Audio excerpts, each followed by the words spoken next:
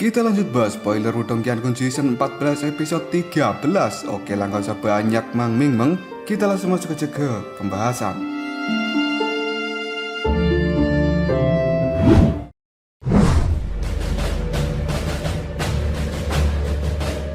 Insiden yang terjadi di Gunung Petir Dalam kali ini telah menyebar ke seluruh wilayah perang binatang. Hanya dalam waktu 3 hari, kegemparan pun muncul di seluruh wilayah perang binatang ini. Kejutan dan juga kekaguman terlihat jelas di raut wajah banyak orang yang disebabkan oleh berita ini. Karena kematian dari seorang komandan iblis, hal itu benar-benar sesuatu yang cukup langka di wilayah perang binatang. Meskipun komandan Shuzong itu tidak dianggap sebagai komandan paling luar biasa dari 8 komandan iblis yang hebat, tapi dia masih seorang komandan iblis sejati. Selain itu, ada banyak individu kuat yang berusaha menantangnya selama bertahun-tahun ini. Namun hasilnya, tidak ada satupun dari orang-orang ini yang bisa mengalahkan komandan Shuzong.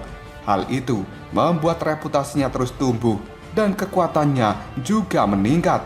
Namun pada saat ini, komandan Shuzong telah benar-benar terbunuh.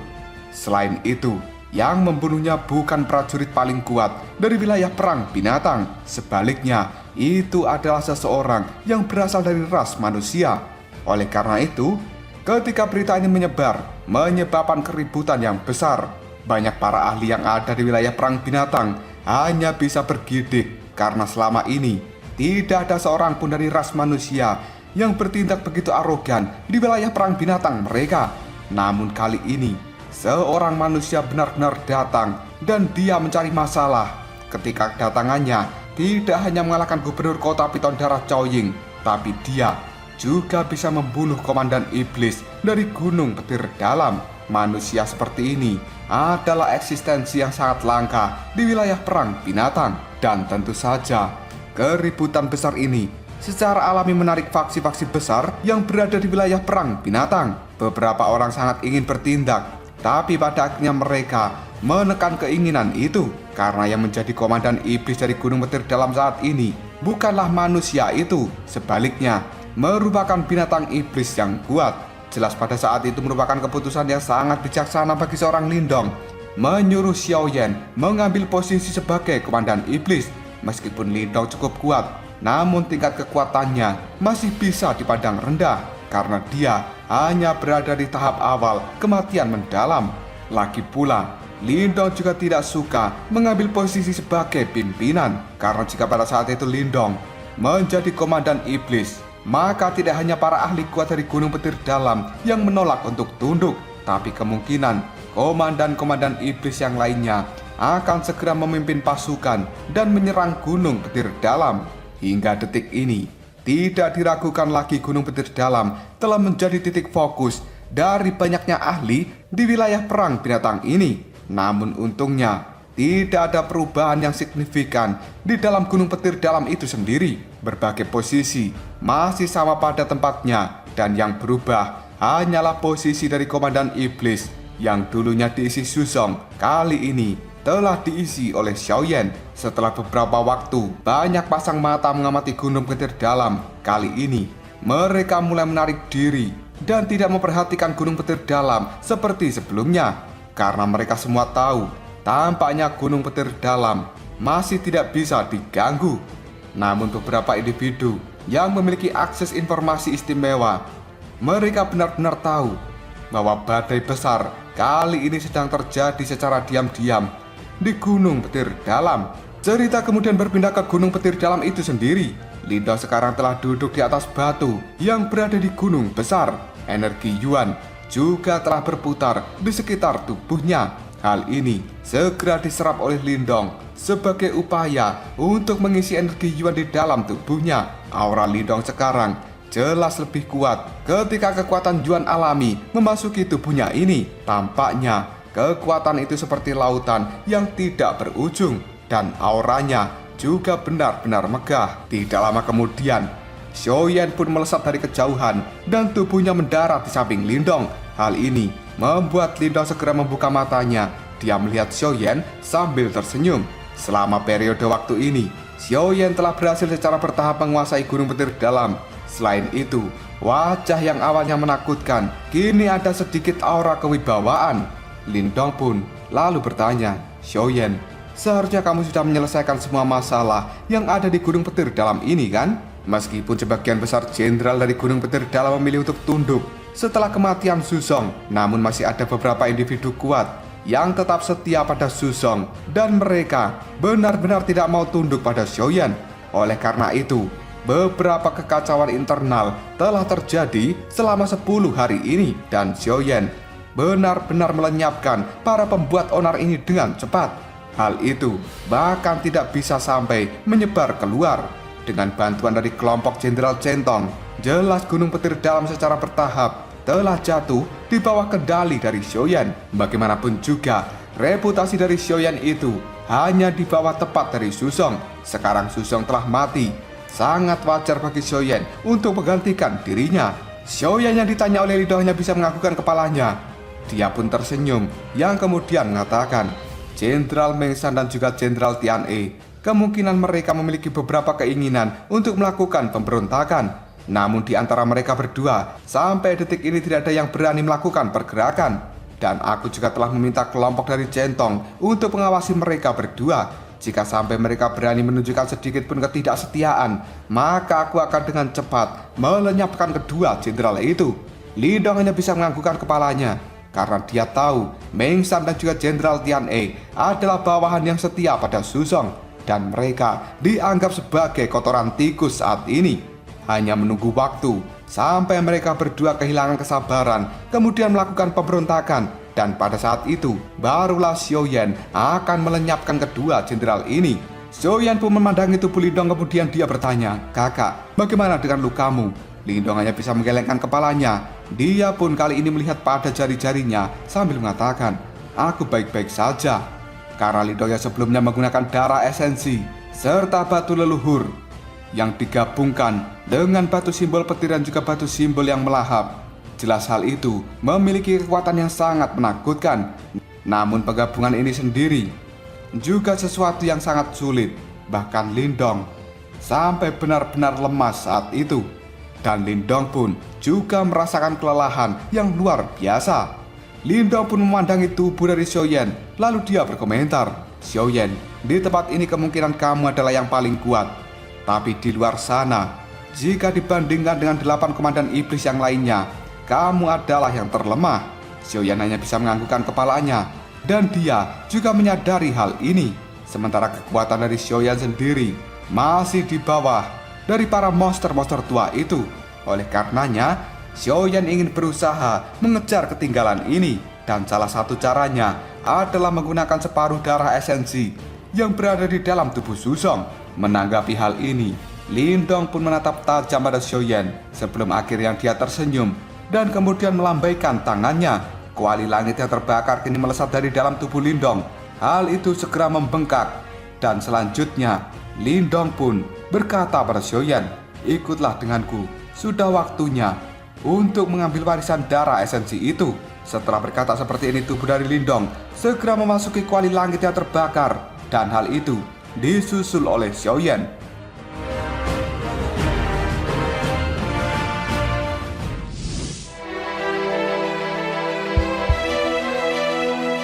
Mayat dari harimau raksasa kali ini telah mengambang di langit-langit dari kuali langit yang terbakar, sementara bau darah yang kental tersebar dari sana. Setelah Shuzong meninggal, maka dia telah kembali ke wujud aslinya, yaitu harimau neraka kegelapan. Tidak lama kemudian, Lindong dan juga Xiaoyan segera muncul di tempat itu. Dia menyipitkan matanya ketika melihat mayat yang merupakan harimau raksasa ini. Sambil melihat pada mayat harimau raksasa, Xiaoyan pun bertanya, "Kakak, warisan esensi darah itu telah disempurnakan oleh Shuzong. Apakah masih bisa diambil?" Lindong tersenyum. Dia lalu mengatakan, "Bagi orang lain mungkin memang sulit dilakukan, tapi apakah kamu lupa bahwa aku adalah pemilik dari batu simbol yang melahap?" Lindong pun segera mengepalkan tangannya. Kemudian pusaran hitam kini telah muncul di telapak tangan Lindong. Kekuatan pelahap yang cukup perkasa dalam sekejap saja langsung menyebar. Lindong pun segera menjentikkan jarinya, dan pusaran hitam itu pun kini telah berpindah ke tubuh harimau raksasa. Kekuatan melahap yang mengerikan segera dipancarkan. Hal itu seolah-olah seperti mulut besar yang sedang menelan harimau raksasa sedikit demi sedikit. Setengah jam kemudian, tubuh dari harimau raksasa ini benar-benar menghilang. Bahkan tidak ada daging ataupun tulang yang tersisa. Lubang hitam yang merupakan kekuatan pelahap dari Lindong kali ini masih terus berputar. Ketika dia telah sepenuhnya menelan tubuh dari harimau raksasa, banyak pilar energi cahaya yang agung dan juga murni segera melesat keluar darinya, seolah-olah itu seperti matahari yang sangat terang dan panas. Ketika Lindong melihat pemandangan ini, dia pun segera mengepalkan tangannya. Pusaran hitam itu pun berubah kembali menjadi cahaya hitam yang kembali masuk ke dalam tubuhnya. Dan yang tersisa di langit-langit hanyalah bola darah seukuran kepala manusia. Lindong bisa mendeteksi riak energi yang sangat murni di dalam bola darah itu. Sementara permukaan dari bola darah tampak seperti harimau merah yang sedang mengaum ke langit. Ketika melihat hal itu, sebuah kegembiraan pun muncul di raut wajah Xiaoyan. Lalu dia mengatakan, itu memang bagian lain dari warisan esensi darah. Lindong hanya bisa tersenyum. Meskipun warisan darah esensi ini telah disempurnakan oleh Shuzong, tapi itu hanya meresap ke dalam dagingnya. Dan sangat mudah bagi seorang Lindong untuk menyempurnakan hal itu. Dengan mengandalkan batu simbol yang melahap, Lindong pun telah sepenuhnya berhasil mengekstrak esensi darah yang telah bergabung dengan daging milik Shuzong. Namun jika sampai esensi ini masuk dan bercampur dengan sumsum tulangnya, kemungkinan hal itu akan cukup sulit dilakukan dan membutuhkan waktu yang tidak sebentar. Lindong segera melihat pada Xiaoyan, lalu dia mengatakan, serap separuh warisan darah esensi ini dan kemungkinan kamu akan segera mencapai tahap kematian mendalam tingkat sempurna. Setelah mengatakan hal ini, Lindong pun merasa sakit di dalam hatinya. Selama ini dia telah berjuang mati-matian, namun level kekuatan Yuannya hanya berada di tahap awal kematian mendalam. Namun Xiaoyan pada saat ini telah benar-benar akan mencapai tahap kematian mendalam tingkat sempurna. Hal ini sebagian besar karena tubuh Xiaoyan bisa bermutasi. Namun ketika Lindong memikirkan hal lain, meskipun kekuatannya hanya berada di tahap awal kematian mendalam, tapi kekuatan tempur dari Lindong jauh melampaui level itu. Memikirkan hal ini saja membuat Lindong cukup senang, karena setidaknya dia mampu menutupi celah yang terjadi pada dirinya. Lindong segera melambaikan tangannya, dan bola darah itu kini telah mendarat di tangan Xiaoyan. Namun pada saat Xiaoyan memegang bola darah ini, tiba-tiba saja raut wajahnya terlihat sangat terkejut. Hal ini tanpa sadar membuat Xiaoyan berteriak, "Hah? Apa ini?" Lindong segera mengangkat kepalanya. Dia melihat pada Xiaoyan. Sementara Xiaoyan sendiri kali ini telah mengepalkan tangannya. Dan kemudian bola darah itu pun segera naik ke udara. Sebuah cahaya sedikit demi sedikit telah menyusut sebelum akhirnya berubah menjadi seukuran telapak tangan. Dan tiba-tiba saja cahaya itu pun berubah menjadi sepotong perunggu kuno yang berbentuk segitiga. Potongan perunggu ini sendiri ditutupi oleh warna hijau tua dan tampak seperti kotoran yang tertinggal di dalam warisan esensi darah. Xiaoyan dan juga Lindong sendiri kini bisa melihat dua kata kuno yang ada di potongan perunggu itu. Hal ini bertuliskan harta karun surgawi. Ketika melihat hal itu, Lindong hanya bisa mengerutkan keningnya, lalu berkata, sebenarnya apa itu tadi? Xiaoyan hanya bisa menggosok potongan perunggu kuno.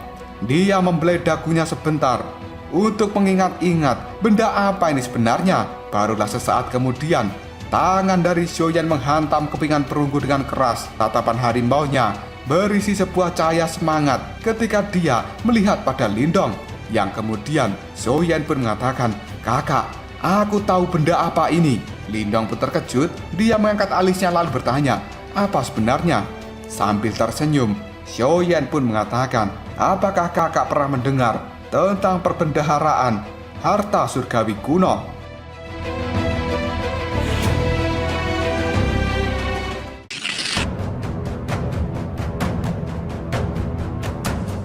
Mendengar kata-kata itu, Lindong hanya bisa menyipitkan matanya lalu mengatakan, perbendaharaan harta surgawi kuno. Karena secara alami, Lindong cukup akrab dengan benda-benda suci kuno itu.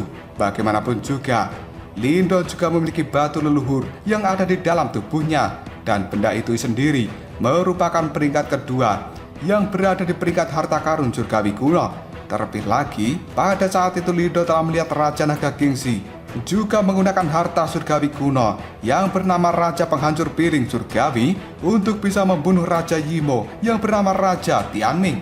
Benda-benda suci kuno seperti ini semuanya memiliki kekuatan yang sangat besar jika berada di tangan orang yang tangguh, karena mereka mampu melepaskan kekuatan yang sangat menakutkan dan bahkan sangat mungkin untuk bisa membunuh lawan yang berada di level lebih tinggi. Oleh karena itu, setiap para ahli yang tidak terhitung jumlahnya mendengar tentang benda suci kuno, maka tatapan mata mereka akan segera dipenuhi dengan keserakahan untuk memperebutkan benda ini.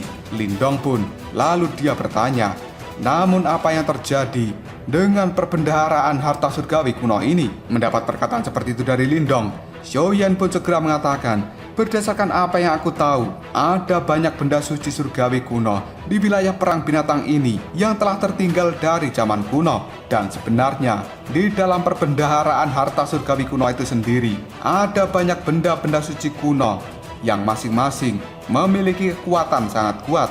Namun perbendaharaan surgawi kuno ini telah dijaga secara bersama-sama oleh 8 faksi dari Komandan Iblis yang hebat, dan hal itu hanya akan dibuka setiap 3 tahun sekali. Pada saat itu benar-benar terbuka, maka suasana dari wilayah perang binatang akan menjadi sangat ramai.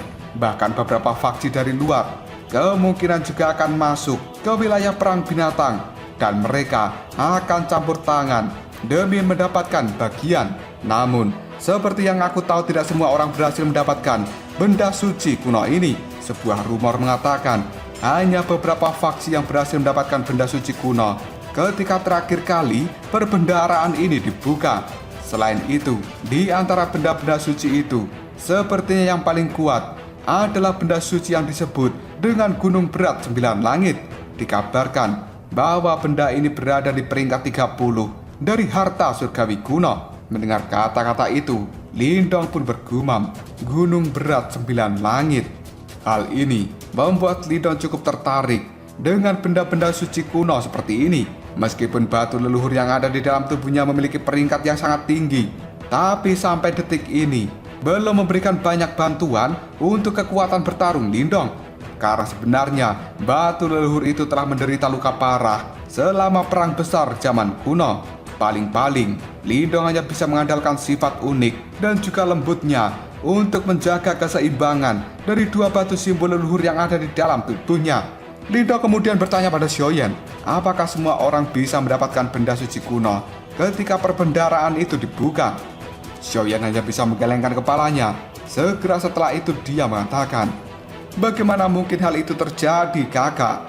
Dia pun segera menunjukkan tablet perunggu berwarna hijau kuno yang ada di tangannya, lalu mengatakan, jika aku tidak salah, benda ini seharusnya menjadi kunci yang telah dimiliki faksi-faksi besar di wilayah perang binatang ini, dan benda ini disebut dengan tablet surgawi kuno. Lindong mengerutkan keningnya, lalu mengatakan, tablet surgawi kuno. Xiaoyan pun dia lanjut menjelaskan, perbendaharaan harta surgawi kuno itu cukup misterius dan tampaknya memiliki energi yang juga sangat misterius. Seseorang hanya bisa mengandalkan tablet surgawi kuno ini untuk melewati penghalang energi supaya mereka bisa mendapatkan harta karun surgawi kuno yang ada di dalamnya. Namun setiap kali perbendaharaan harta surgawi kuno itu dibuka, maka tablet surgawi kuno ini hanya memungkinkan seseorang untuk mendapatkan 1 benda suci kuno. Lindong sedikit terkejut, lalu dia mengatakan, seseorang benar-benar perlu mengandalkan hal ini untuk bisa mendapatkan harta surgawi. Lindong pun segera mengambil potongan perunggu segitiga yang ada di tangan Xiaoyan, dan dia melihatnya dengan tatapan mata yang serius. Lindong pun kemudian bertanya dengan nada yang cukup bingung, Xiaoyan, apa yang diperoleh oleh Shusong ketika perbendaharaan harta surgawi kuno sebelumnya dibuka? Kenapa dia tidak menggunakan senjata itu? Ditanya seperti ini oleh Lindong, ekspresi di raut wajah Xiaoyan berubah menjadi cukup aneh. Lalu dia menjawabnya, hal ini dikarenakan Shusong harus menyerahkan harta yang dia dapatkan kepada atasannya. Lindong pun cukup terkejut, lalu mengatakan, hah? Shusong memiliki atasan? Karena selama ini yang Lindong tahu, Susong itu merupakan salah satu dari komandan iblis yang hebat. Namun kenapa dia harus menyerahkan harta-harta surgawi kuno yang telah dia dapatkan kepada atasannya? Lalu siapa yang disebut dengan atasan ini? Melihat keterkejutan di raut wajah Lindong, Xiaoyan pun segera mengatakan, "Kakak, ada total 8 komandan iblis yang hebat di wilayah perang binatang ini. Namun sebenarnya ada juga kesenjangan yang besar di antara para komandan iblis, dan Susong hanyalah komandan iblis yang baru saja bangkit dalam 1 dekade terakhir. Di antara 8 komandan iblis yang lainnya, ada 3 komandan iblis yang benar-benar mendominasi wilayah perang binatang ini selama beberapa ratus tahun. Dan sebenarnya mereka bisa dianggap sebagai makhluk terkuat yang menduduki wilayah perang binatang.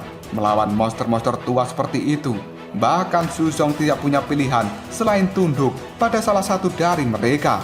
Saat itu, dari ketiga komandan iblis, Susong memilih tunduk pada komandan iblis naga langit.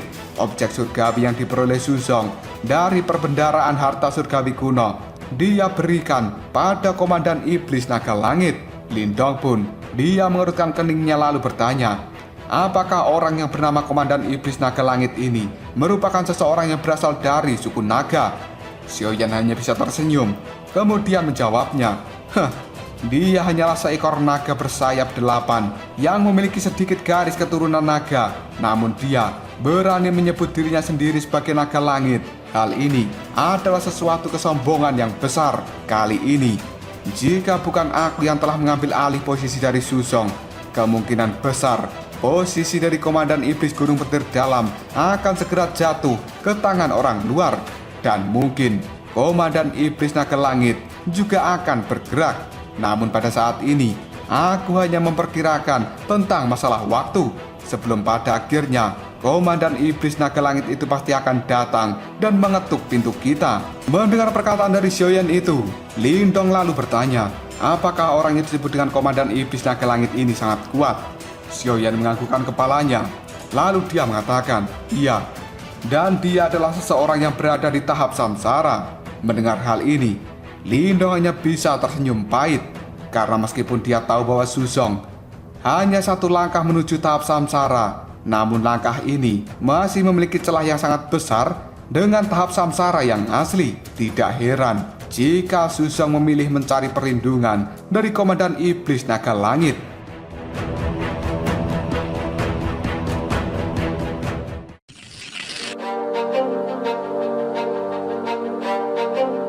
Xiaoyan kali ini melanjutkan kata-katanya pada Lindong. Biasanya seseorang harus membayar harga yang mahal untuk mendapatkan perlindungan dari komandan iblis naga langit.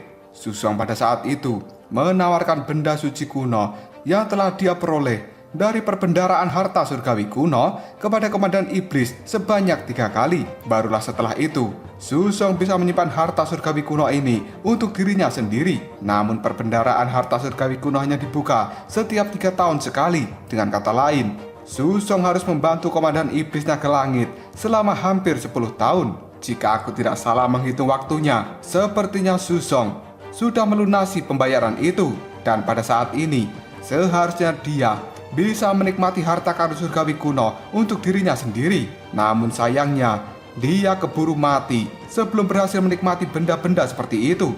Sambil melihat potongan perunggu yang ada di tangannya, Lindong pun bertanya, berapa banyak total tablet surgawi kuno? Xiaoyan pun, dia menjawabnya, berdasarkan apa yang aku tahu, totalnya ada 13.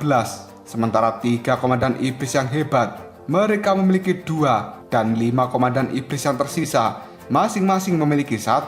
Adapun faksi kuat di wilayah perang binatang ini memiliki 2 sisanya. Meskipun mereka tidak sekuat komandan iblis, tapi seseorang juga tidak boleh meremehkan kekuatan mereka. Lindong pun sedikit kagum, lalu dia mengatakan, dengan kata lain, setiap kali perbendaharaan harta surgawi kuno dibuka, maka 13 benda suci akan muncul dan bertebaran di dunia ini.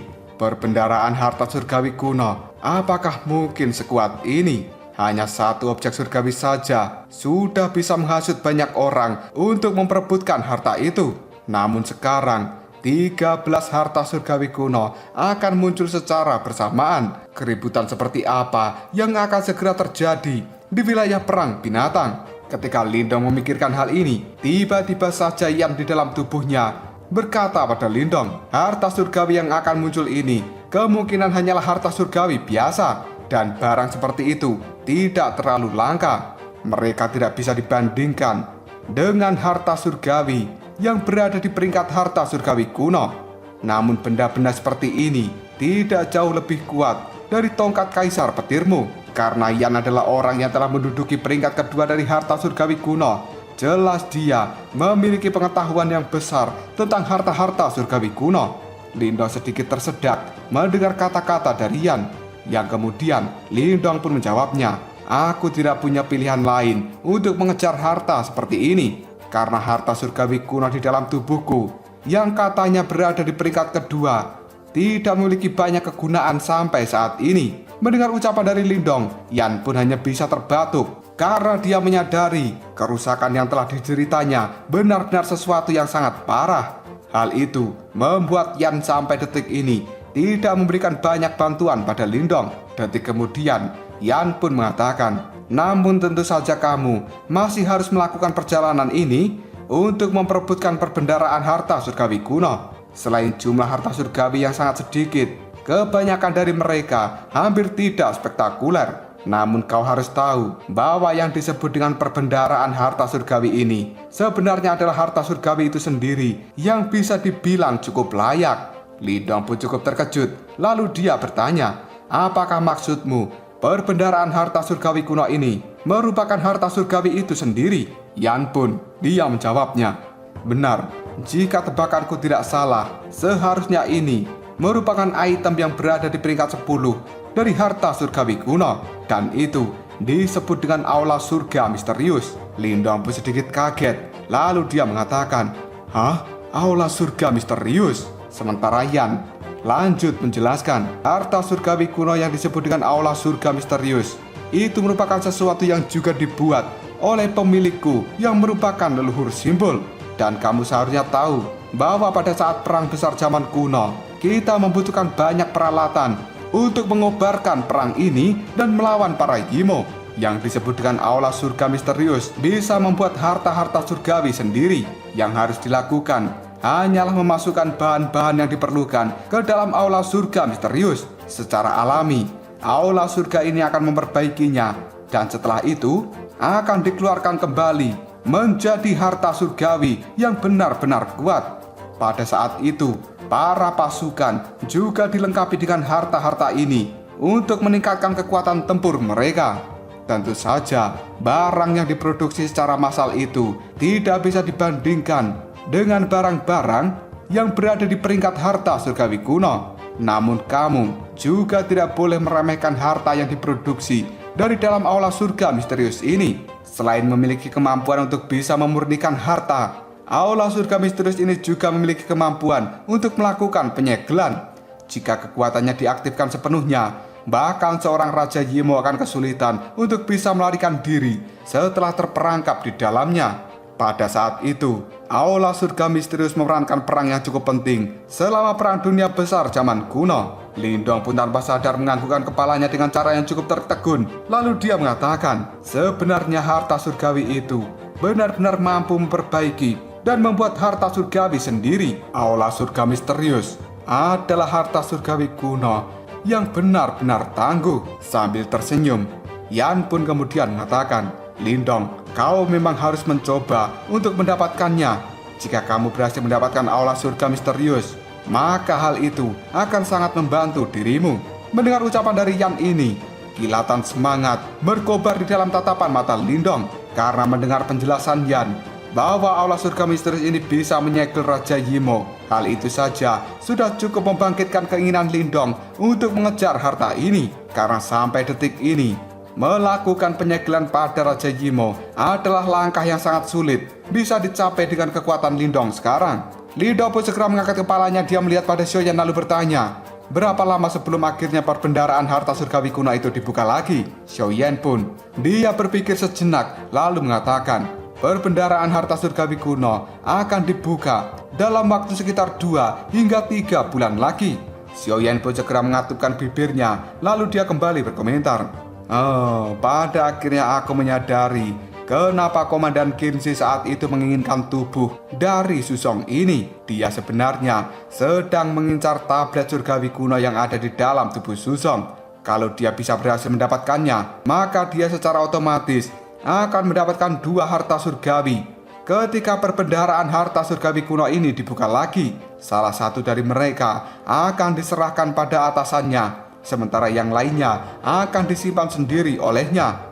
Lindong hanya bisa menganggukkan kepalanya, dan dia juga merasa bahwa pada saat itu tingkah laku Kinshi benar-benar aneh. Ternyata dia memiliki niat terselubung untuk mendapatkan tablet surgawi kuno di dalam mayat Shusong. Xiaoyan pun lalu bertanya, "Kakak, apakah kamu juga tertarik dengan benda-benda yang ada di dalam perbendaharaan harta surgawi kuno?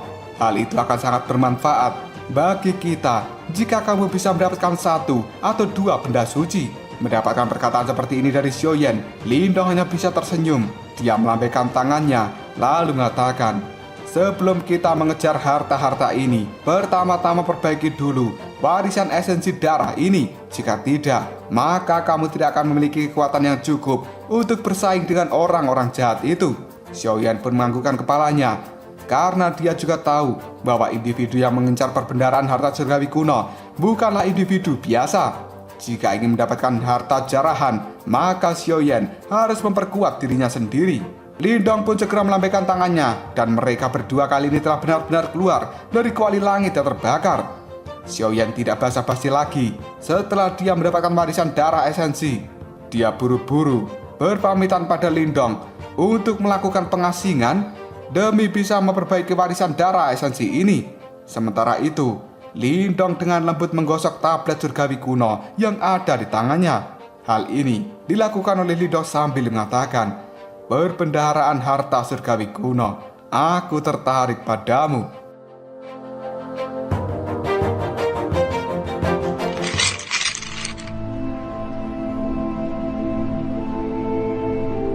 Setelah Xiaoyan mendapatkan setengah warisan darah esensi, dia pun segera melakukan pengasingan diri di dalam kultivasinya. Sementara pengelolaan dari Gunung Petir Dalam telah diserahkan pada Lindong. Hal ini benar-benar membuat Lindong sakit kepala, karena dia tidak memiliki kemampuan sebagai pemimpin seperti Tang Xilian yang bisa mengelola aura Dewa Api dengan sangat baik.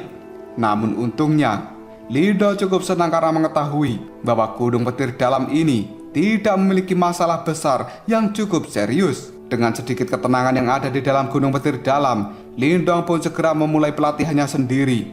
Ketika dia sudah memastikan bahwa Gunung Petir Dalam kali ini cukup stabil, meskipun Lindong telah berada di tahap kematian mendalam tingkat awal, tapi kekuatan seperti ini masih cukup kurang, mengingat kekuatan lawan-lawannya ditemui Lindong telah jauh di atasnya.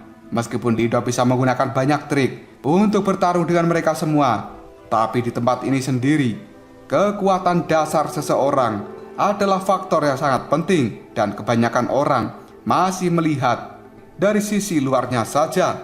Namun ketika Lindong melakukan pengasingan diri untuk meningkatkan energi Yuan di dalam tubuhnya, hal itu berjalan dengan sangat lambat. Lindong pun berpikir sejenak sebelum pada akhirnya dia memutuskan untuk memusatkan perhatiannya pada energi mentalnya. Sampai detik ini, Lindong memang memiliki bakat yang cukup menakutkan di dalam hal energi mental. Bahkan Xiao Diao pada saat itu cukup terkejut ketika melihat energi mental milik Lindong. Namun sebagian besar waktunya telah dihabiskan oleh Lindong di dalam pelatihan energi Yuan. Hal ini membuat kultivasi dari energi mentalnya benar-benar tertinggal jauh. Meskipun kadang-kadang melonjak karena beberapa faktor yang tidak terduga, hal itu tidak diragukan lagi. Stabilitas dari energi mental benar-benar cukup kuat dan setara dengan energi Yuannya.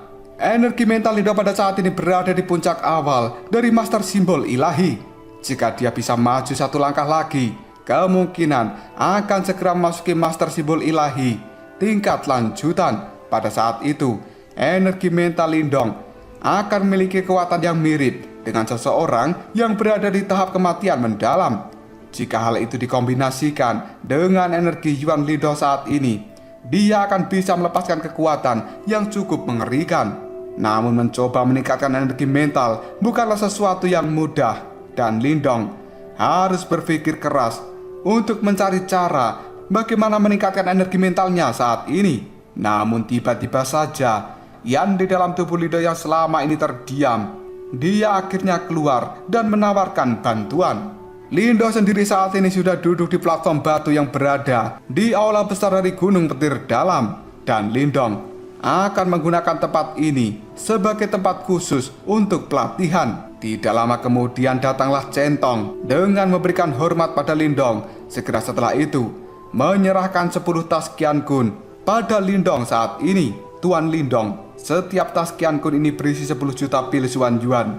Dan aku akan pergi ke tempat penyimpanan lagi jika Anda merasa cukup kurang dengan pil Xuan Yuan ini. Ketika mengatakan hal ini, sebenarnya Centong merasakan sakit di dalam hatinya. 10 juta pil Xuan Yuan di setiap tas Qian Kun, dan pada saat ini dia harus menyerahkan 10 tas Qian Kun, yang artinya Centong memberikan 100 juta pil Xuan Yuan milik Gunung Petir Dalam pada seorang Lindong. Hal ini menyebabkan Centong merasakan cukup sakit hati karena dia adalah orang yang telah mengelola kekayaan dari Gunung Petir Dalam ini. Hanya dalam waktu yang cukup singkat, Lindong berada di tempat ini sudah menghabiskan 100 juta pil Xuan Yuan. Lindong hanya bisa tersenyum pada Centong, lalu dia mengatakan, "Haha, ini saja sudah cukup, dan maaf, aku telah merepotkan saudara Centong." Jenderal Centong hanya bisa menarik nafas dengan lega setelah mendengar kata-kata dari Lindong. Dia pun segera berpamitan dan pergi dari tempat ini. Di dalam hatinya, Jenderal Centong berpikir bahwa ini sudah waktunya bagi pasukan Gunung Petir Dalam untuk segera pergi dan menarik upeti dari orang-orang yang ada di dalam jangkauan wilayah Gunung Petir Dalam. Karena cadangan dari pil Xuan Yuan mereka yang ada di dalam gudang sudah tidak mampu untuk menopang pengeluaran dari Lindong. Lindong hanya bisa menyaksikan kepergian dari Jenderal Centong. Baru kemudian dia tersenyum dan berkata pada Yan, "Aku sudah mendapatkan pil Xuan Yuan seperti yang kau katakan. Selanjutnya, apa yang harus kita lakukan?" Setelah Lindong berkata seperti ini, sebuah cahaya putih segera keluar dari dalam tubuhnya, dan hal itu berubah menjadi sosok Yan. Tiba-tiba saja Yan menyedot 10 tas Qian Kun, dan kali ini berada di tangan Yan. Hal itu dia lakukan sambil mengatakan, "Lindong, apakah kamu masih ingat bagaimana cara menggunakan batu leluhur untuk melatih energi mentalmu seperti saat itu?" Lindong pun sedikit terkejut ketika mendengar kata-kata ini. Dia menarik nafas dalam-dalam, kemudian menganggukkan kepalanya. Karena pada saat itu, Lindong telah menggunakan batu leluhur ini untuk melakukan pelatihan. Dan hal itu sudah dilakukan dalam waktu yang sangat lama. Yan pun kali ini berkata pada Lindong, "Batu leluhur itu memang memiliki kemampuan untuk meredam energi mentalmu. Namun, tidak ada yang tahu bagaimana cara menggunakannya di masa lalu.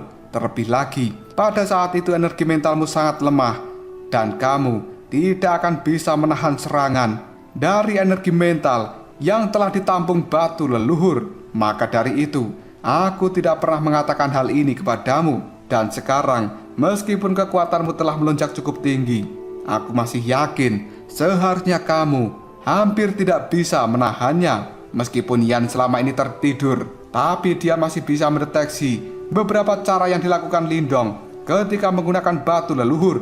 Pada saat itu, Lindong telah menggunakan batu leluhur ini dengan cara yang menyakitkan ketika dilihat. Sambil melihat Lindong, Yan pun kembali mengatakan, "Pemilikku juga telah menguasai kekuatan Yuan dan juga energi mental secara bersamaan. Dan faktanya, dia berhasil mencapai level puncak di kedua kultivasi ini."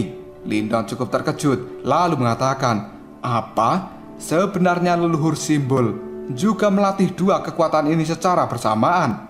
Lindong tidak pernah menyangka bahwa makhluk kuat seperti leluhur simbol benar-benar melatih kedua energi secara bersamaan.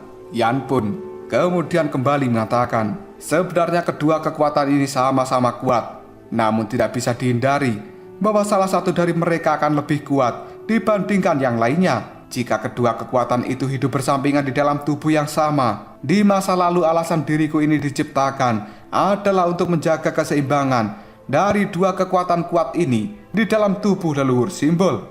Meskipun pada akhirnya leluhur simbol mencapai tingkat yang telah melampaui dunia, dan dia tidak membutuhkan kekuatanku lagi untuk bisa menjaga keseimbangan dua kekuatan ini.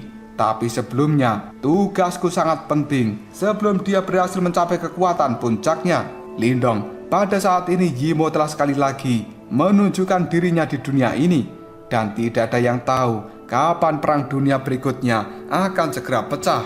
Oleh karena itu, kamu harus mencoba meningkatkan kekuatanmu sendiri untuk benar-benar menahan serangan dari suku Yimo. Ketika Yan mengatakan hal ini, Lindong bisa melihat ekspresi muram di dalam tatapan mata Yan. Hal ini membuat Lindong kemudian menjawabnya, "Yan, kau benar-benar melebihkan diriku. Meskipun aku memiliki kepercayaan diri yang tinggi, jika kita membicarakan hal ini, seharusnya Ying Huan memiliki kesempatannya lebih baik untuk bisa mencapai kekuatan dari leluhur simbol jika dibandingkan dengan diriku." Mendengar kata-kata dari Lindong, Yan pun menatap Lindong dengan cukup serius. Dia pun kemudian menjawabnya, "Aku memang sadar bahwa pacar kecilmu itu adalah reinkarnasi dari Guru Es. Dan aku juga tahu pada saat itu leluhur simbol juga mengatakan bahwa Guru Es adalah orang yang paling mungkin untuk bisa mencapai levelnya. Namun Lindong, sebenarnya batu simbol leluhur telah memilihmu."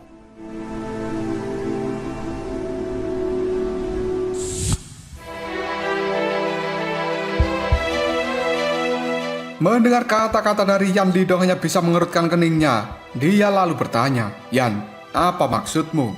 Ditanya seperti itu, Yan pun segera menjawabnya, "Lindong, batu simbol leluhur itu adalah objek surgawi yang paling kuat yang telah diciptakan oleh dunia ini.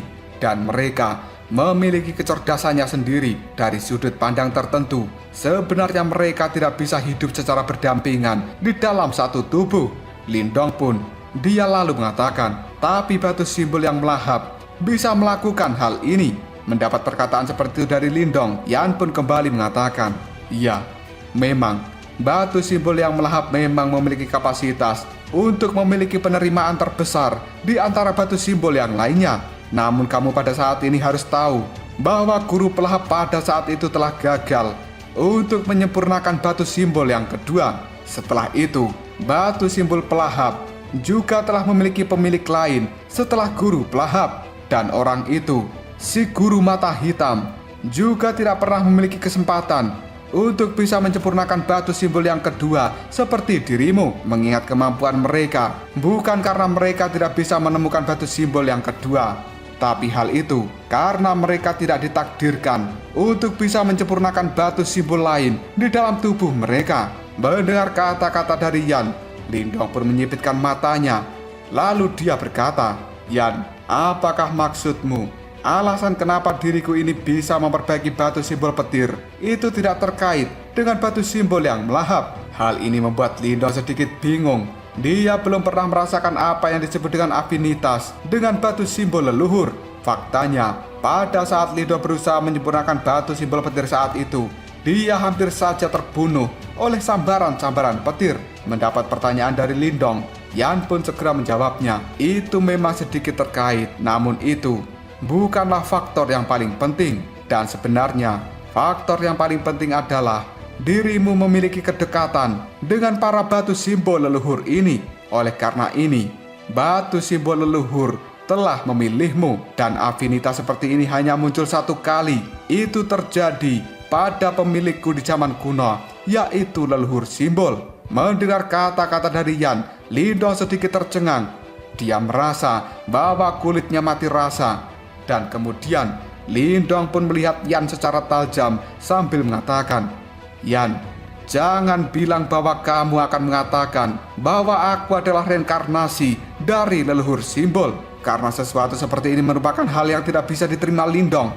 Bagaimanapun juga, Lindong adalah Lindong dan dia memiliki kesadarannya sendiri. Lindong tidak ingin ada kesadaran lain bercampur dengan dirinya saat ini."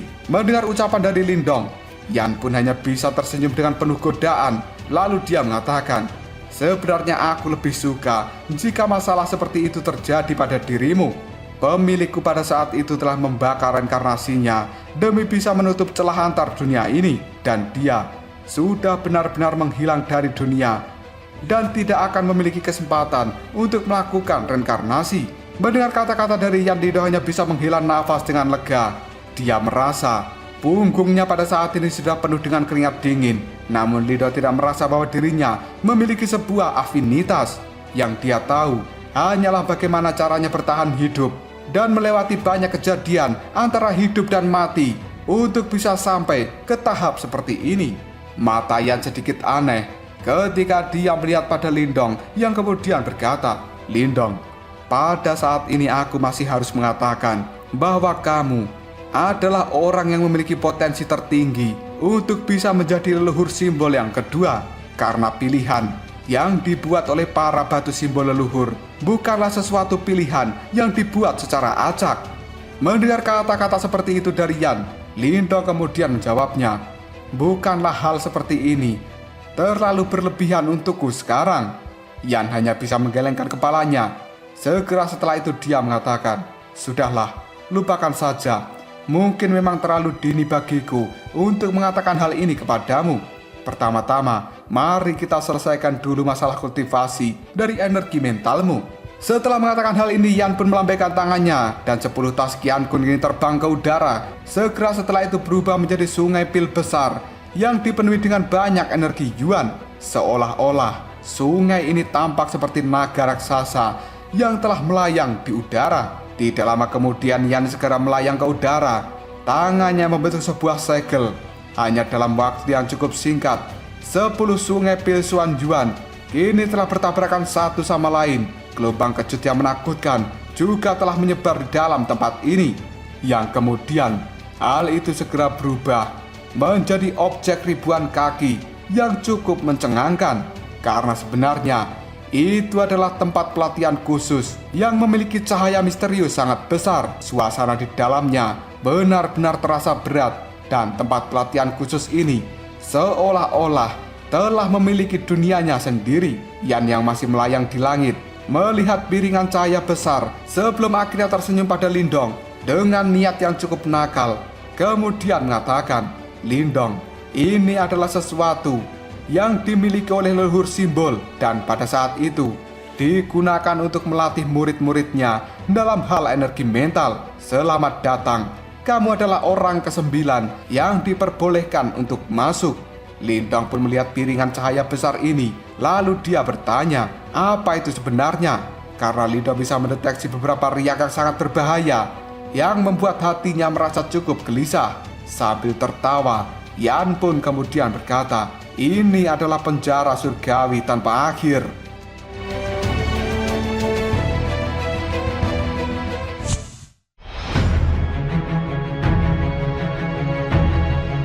Cerita kemudian berpindah pada sebuah aula yang sangat besar dan luas. Saking luasnya aula ini, maka seseorang tidak akan bisa melihat batas dari tepi aula. Selanjutnya, seluruh aula besar tampak sedang di dalam keadaan yang sangat kacau. Tiba-tiba saja terdengar suara ledakan yang sangat keras, dan pada saat ini dua sosok telah berlarian di dalam aula. Detik berikutnya, mereka pun saling memberikan serangan di dalam pukulan dan juga tendangan yang sangat menakutkan. Sampai-sampai sebuah riak energi yang sangat menakutkan meletus di dalam aula ini.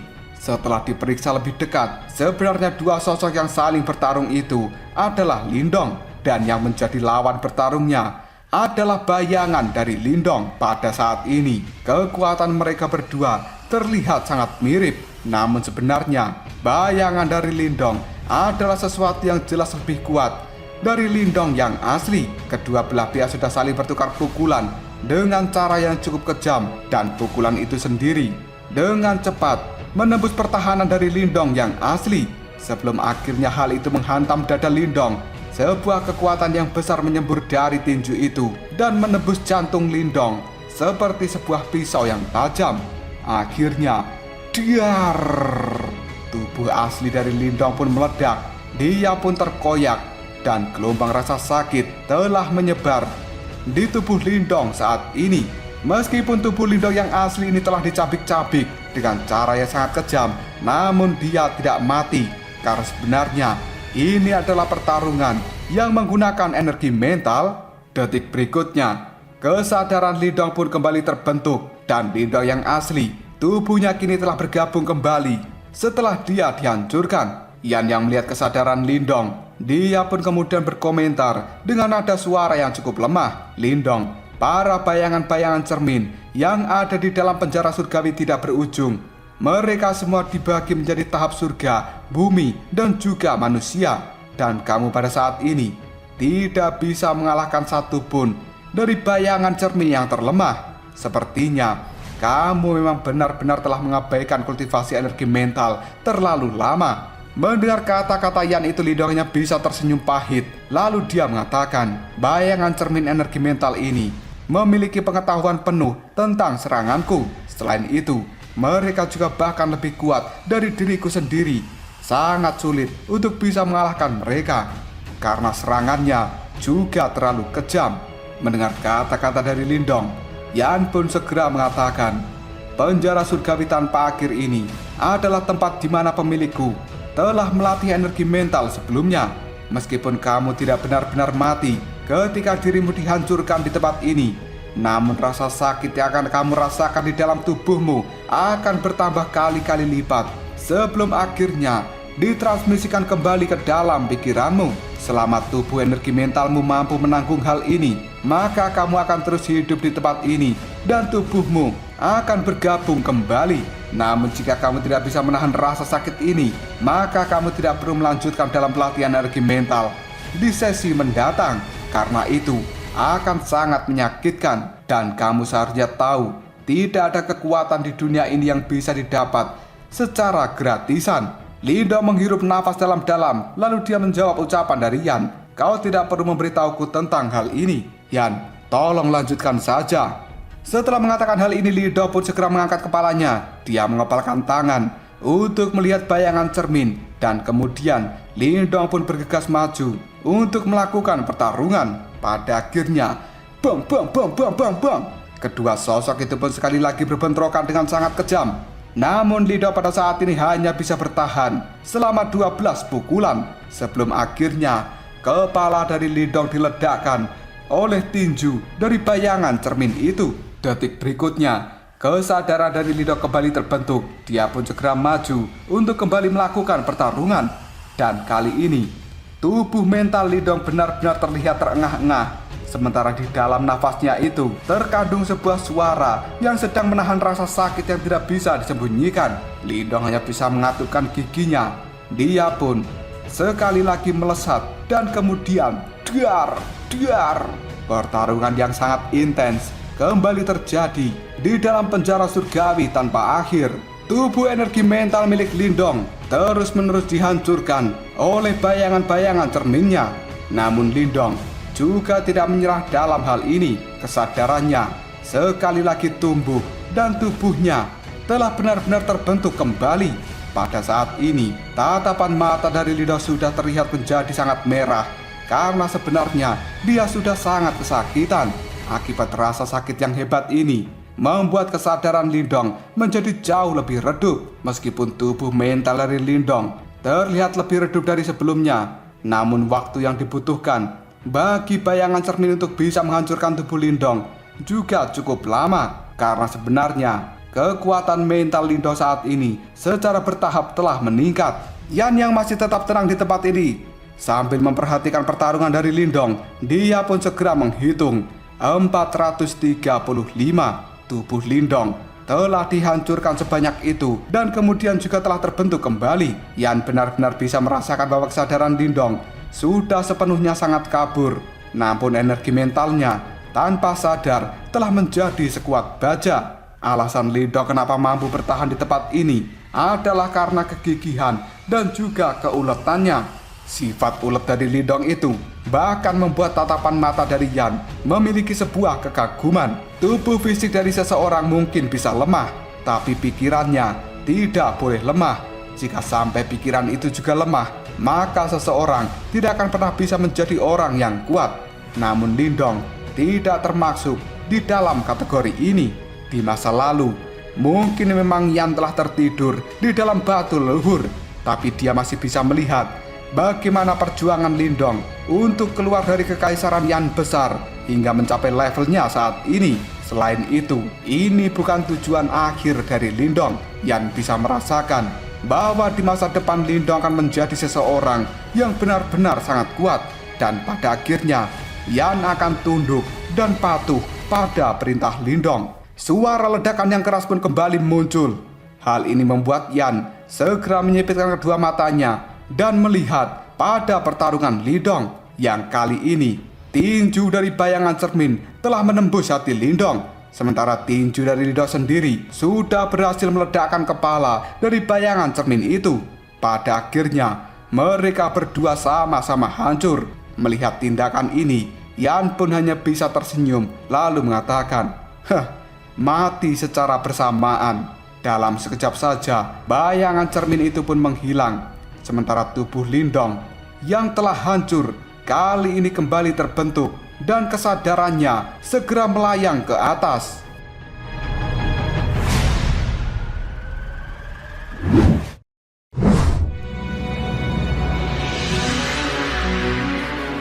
Cerita kemudian berpindah ke aula pelatihan dari Gunung Petir Dalam. Tubuh fisik Lindong yang asli kini telah membuka matanya yang tertutup rapat, sementara ekspresi pucat dan juga keringat dingin terus keluar di wajah Lindong. Kedua tangannya pun terkepal erat, sementara pembuluh darah di tangan Lindong kini telah terbuka. Meskipun tubuh fisik Lindong ini tidak mengalami kerusakan sedikit pun, namun rasa sakit yang luar biasa kini bisa dirasakan oleh Lindong. Hal itu adalah efek dari kembalinya energi mental ke dalam tubuh asli dari Lindong. Kali ini Lindong terlihat sangat gemetaran ketika dia menahan rasa sakit yang luar biasa. Dan hal ini berlanjut selama 30 menit sebelum pada akhirnya Lindong bisa merasakan tubuhnya secara perlahan kehilangan rasa sakit itu. Yan pun segera muncul di samping Lindong. Lalu dia mengatakan, 8 guru yang hebat saat itu juga telah menjalani pelatihan yang sama seperti dirimu. Lindong menyeka keringat dingin di wajahnya. Dengan santai dia bertanya, kalau begitu, di mana aku diberikan peringkat berdasarkan dengan hasilku? Yan hanya bisa tersenyum. Lalu dia mengatakan, peringkat 9. Mendengar hal ini, Lindong tidak terkejut. Dia hanya bisa nyengir.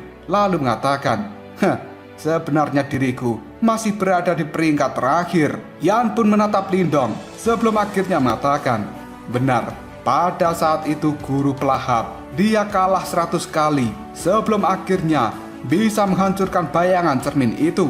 Dan dia akhirnya berada di peringkat kedua. Sementara peringkat pertama adalah milik Guru S. Dia hanya gagal sebanyak 11 kali. Mendengar kata-kata ini, Lindong pun menegang. Dia tanpa sadar menganggukkan kepalanya sambil mengatakan, Guru S itu terlalu luar biasa.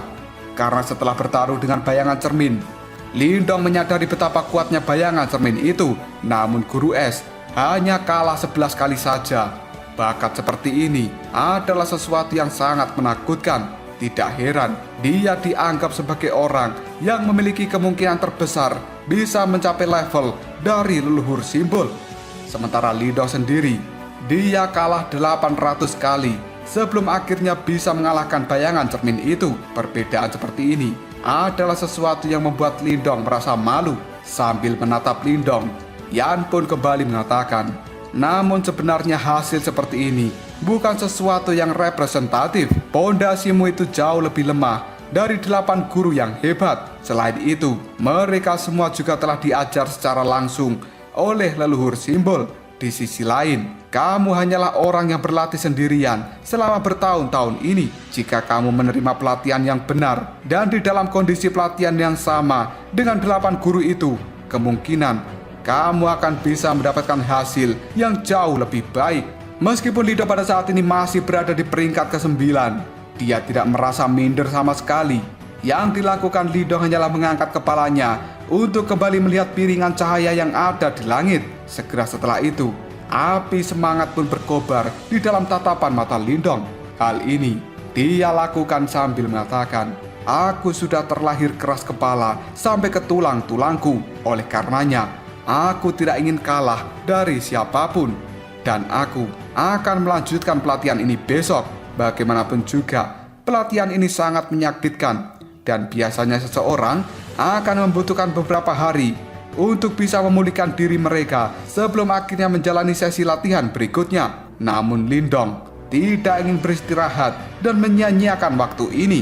Hal itu hanya bisa membuat Yan menggelengkan kepalanya, sementara ekspresi kagum terlintas dalam tatapan mata Yan.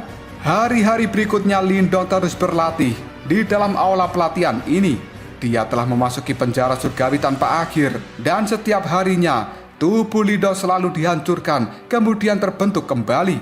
Lindong sadar bahwa dia harus menebus kelalaiannya terhadap energi mentalnya. Untuk itu, Lindong harus berusaha dengan sangat keras demi menjalani pelatihan yang sangat menyakitkan seperti ini. Namun secara bertahap, Lindong juga bisa merasakan energi mental di dalam istana Niwannya kini telah melonjak dan juga memadat dengan kecepatan yang cukup menakutkan. Dan hanya masalah waktu saja sebelum pada akhirnya Lindong akan benar-benar menerobos ke Master Simbol Ilahi tingkat lanjutan. Selama dalam periode waktu ini, Xiaoyan sebenarnya juga masih melakukan pengasingan di dalam pelatihannya, dan Lindong juga tidak memiliki waktu untuk mengelola Gunung Petir Dalam. Namun untungnya masih ada Jenderal Centong dan juga Huo Miao yang masih bisa diandalkan untuk mengurus Gunung Petir Dalam. Di bawah komando mereka berdua, Gunung Petir Dalam tidak memiliki masalah yang serius. Selama 1 bulan ini, sebenarnya Jenderal Centong dan juga Huo Miao berniat untuk menemui Lindong. Namun ketika mereka berdua sampai di aula pelatihan yang besar, mereka bisa merasakan sebuah riak energi yang sangat menakutkan terpancar dari dalam aula itu, karena mereka bisa mendeteksi bahwa Lindong sedang di dalam tahap kritis di pelatihannya saat ini. Oleh karena itu, Jenderal Centong dan juga Huo Miao hanya bisa pergi tanpa daya. Setelah pelatihan yang cukup lama ini, tiba-tiba saja banyak para ahli seperti Jenderal Centong secara samar-samar bisa merasakan fluktuasi energi mental yang sangat menakutkan terpancar dari aula besar pelatihan. Namun tiba-tiba saja ada suara angin kencang yang muncul dari langit di luar Gunung Petir Dalam. Selanjutnya, 2 sosok kali ini telah berdiri di udara. Mereka menggunakan jubah berwarna hijau dan memiliki simbol naga darah di atasnya. Tekanan yang sangat mengerikan terpancar dari dalam tubuh mereka berdua. 2 sosok yang telah berada di luar Gunung Petir Dalam, tatapan matanya melihat pada tempat ini sebelum akhirnya meraung dengan suara yang menggelegar. Seseorang dari aula naga darah telah tiba. Komandan Iblis Gunung Petir Dalam, kenapa kamu tidak keluar untuk menyambut kami?